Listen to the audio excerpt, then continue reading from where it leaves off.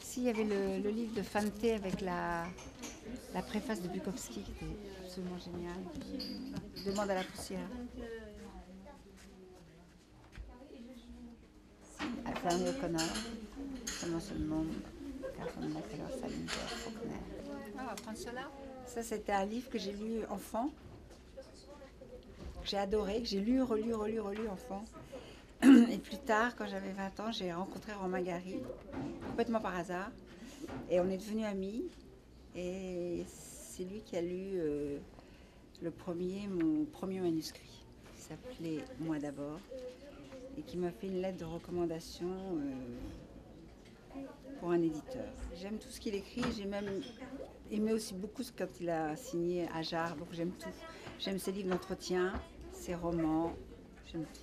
Je trouve que Balzac, on ne le connaît pas vraiment bien, on l'étudie trop à l'école.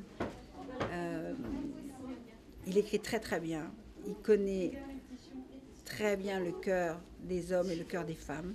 C'est un des écrivains qui parle le mieux des femmes, je trouve. Il a l'art des dialogues, il sait comment croquer la société, il sait tout faire. Oui, il y a aussi Edith Wharton. Edith Wharton, c'est Balzac américain. On ne peut pas dire une disciple parce qu'elle est mais c'était une collègue, on va dire, de Henry James. Et elle a écrit des romans pareils comme Balzac, avec beaucoup de notations psychologiques très très fines, un monde, parce qu'il y a tout un monde. Scorsese a fait l'adaptation d'un de ses romans qui s'appelle Le temps de l'innocence. Et c'est à la fois...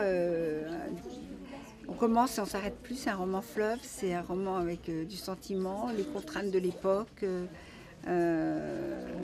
l'Amérique en train de se construire, voilà. Et ensuite, mon petit chéri, pour la fin, Thomas Savage, Le pouvoir du chien, je suis en train de le lire et je le lis à dose homéopathique pour qu'il dure longtemps. Tellement c'est bien. Et je stabilo-bosse et je relis et je sais qu'une fois que j'aurai terminé, je reprendrai la lecture.